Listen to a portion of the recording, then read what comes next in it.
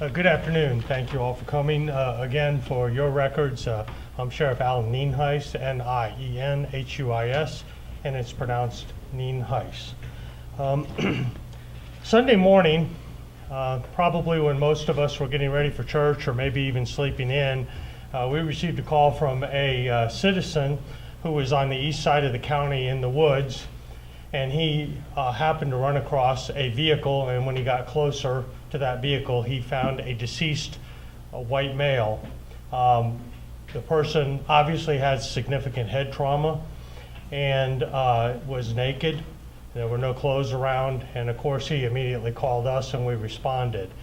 We obviously determined very quickly that this was a death by homicidal violence, and we started calling out our forensics team. I have a couple of them here. Our crime analysis, who probably doesn't get near enough credit, was called in. They actually came into the office and started doing research, starting with the vehicle. And of course, a couple major case detectives were called in to take the lead, Detective Stevens and Detective Williamson. And let me tell you what we found out. I'll kind of go back in time to Saturday night, what we've pieced together over the last few days. And I will tell you it's been pretty much a 24-hour operation since Sunday morning, trying to figure out exactly what happened to this individual. The car was registered to a Mr. Preston Oliver Talley, T-A-L-L-E-Y. He's a white male. He was born March 29th of 1981, and we obviously thought that this might be the individual who was deceased. So crime analysis started doing everything that they do to try to figure out any associates of this person, and we started talking to those associates and realized that apparently what had occurred is Mr. Talley, who admittedly by most of his friends and family led a high-risk lifestyle, he engaged in conversation through a social media site, namely plentyoffish.com, with a young lady. Her name was Kayla Janae Morrow, M-O-R-R-O-W. She was born in 1991. And he thought he was conversing with her, but he was actually conversing with a Mr. Gardner, I believe, who is a friend of hers. And her and Mr. Gardner and two other individuals were actually attempting to lure our victim into Hernando County for what he thought was going to be either sexual acts and or consuming drugs, specifically methamphetamine. We believe that our victim purchased methamphetamine north of here. He's from Gainesville, and he was on his way down, and he was able to purchase methamphetamine. He entered our county and met the female, Kayla Morrow, met her at 301 and State Road 50. They talked for a very brief time, and he followed her into the woods east of there, just north of State Road 50 in the forest between 301 and the county line. We pieced together based on testimony of the people that were there at the time. There were 4 individuals. 3 of them were placed in the woods by Ms. Morrow prior to meeting our victim, Mr. Talley. So they were lying in wait for him. And he followed Ms. Morrow into the woods, again thinking that they were going to either do sex and or drugs. And our information is the minute he got out of his vehicle, one of the suspects began to hit him with a bat, beat him viciously in the head to the point where he was obviously deceased. And they obviously took some time to clean up the crime scene, tried to destroy some evidence. And shortly thereafter, we got information that they were heading to Missouri, namely Jackson County.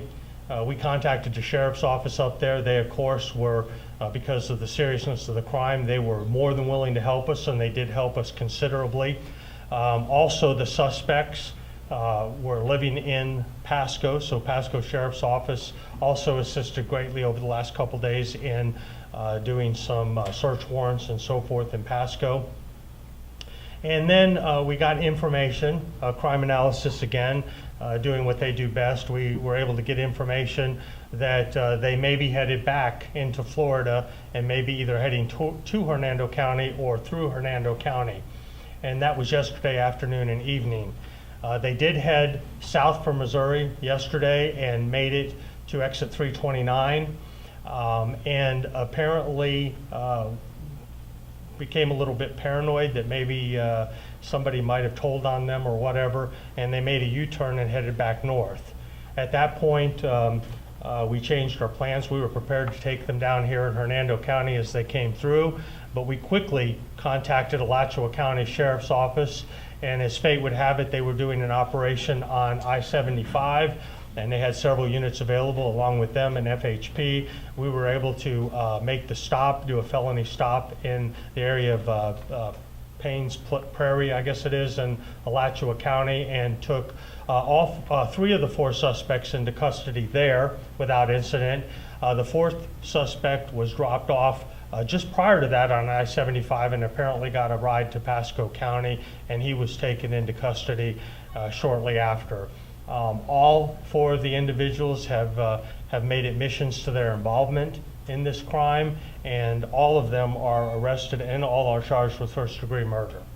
And so that's a real quick summary of what occurred over the last couple days. I'll be happy to take any questions. Obviously, my detectives are here. Crime analysis, I think, is available, and forensics. Obviously, while this was going on, forensics is trying to process the scene and the car and the body.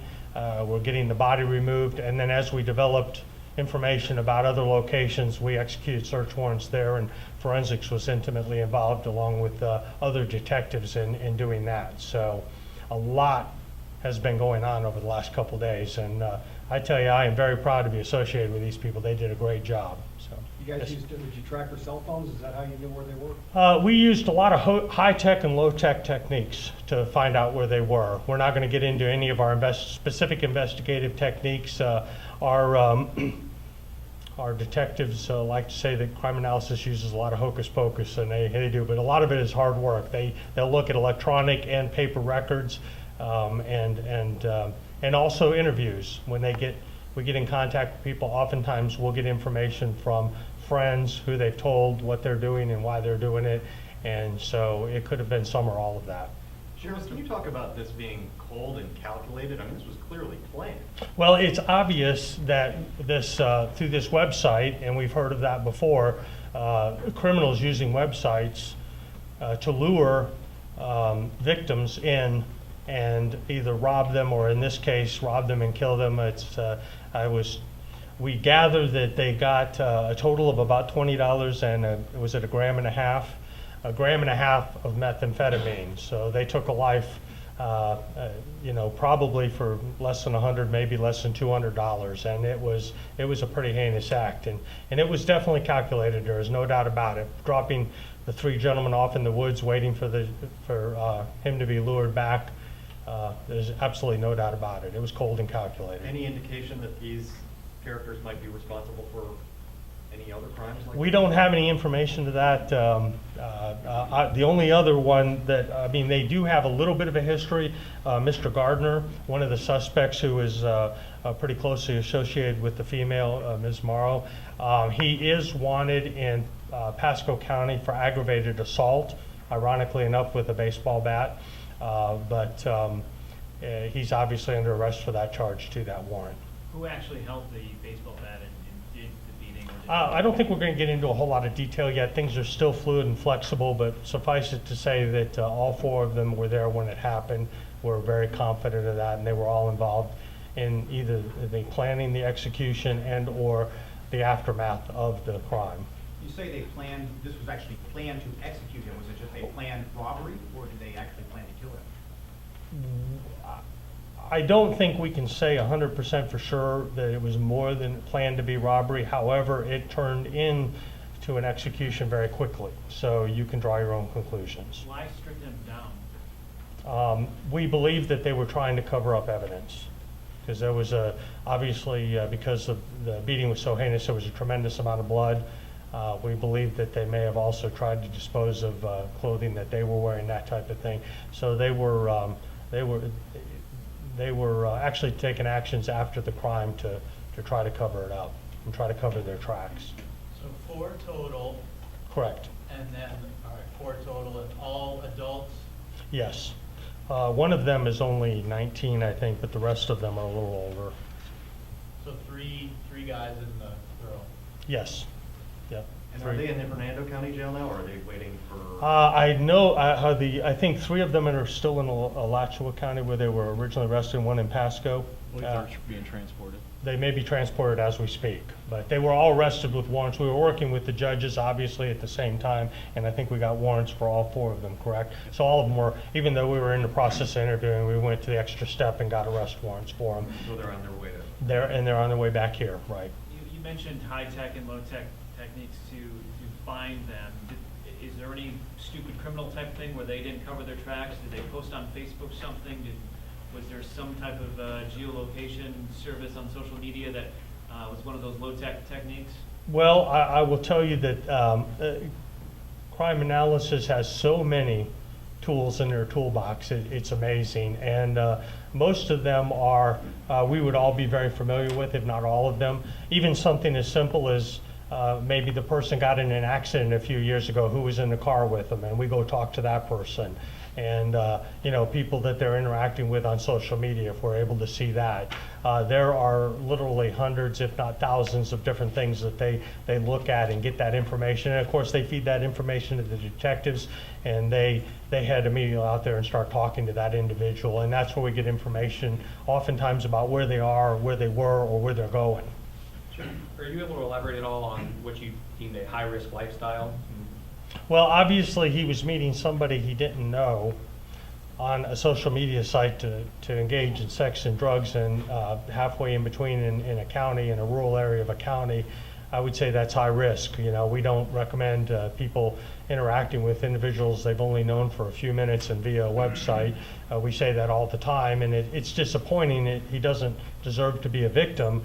However, we hope that in the future, individuals can learn that, that's not the way to meet somebody for, to casually engage in sex or drugs, because it also is a great way for criminals to take advantage of you.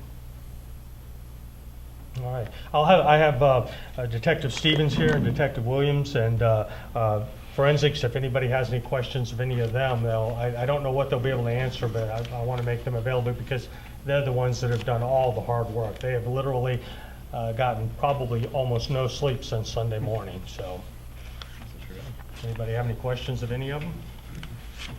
This is Detective Stevens. He's the lead detective. Good job. Can you answer just what was the break in the case? What was the thing that made you feel like you had the guys that were involved in this? Like he said, was the interviewing of some of their family members and some of their friends, and going through the Plenty of Fish data that we were able to get from the brother of the victim. So they talked. Yes. Did the brother know what his brother had gone to do? Did he know he was going on a date or something along those lines? He was aware of that. That's why he was able to kind of head us in that direction. Anything else? Any other questions? You mind spelling your name Stevens, Stephenes. and first name? Brian. Brian, B-R-I-B-R-Y. I.